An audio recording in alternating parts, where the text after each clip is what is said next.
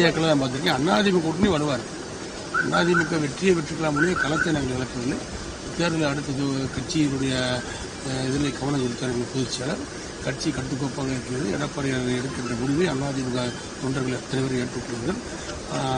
இந்த ஆட்சியினுடைய நடைமுறையை பார்த்து கருத்துக்களை மக்கள் சொல்வார்கள். மாதம் 2500 அப்புறம் 200 முதலமைச்சராக வர இருக்கின்ற விஜய் அவர்கள் தான் முடிவு. இதெல்லாம் நிறைவேற்றப்படக்கூடிய வாய்ப்பு இருக்கக்கூடிய அறிவிப்புகள் தான்.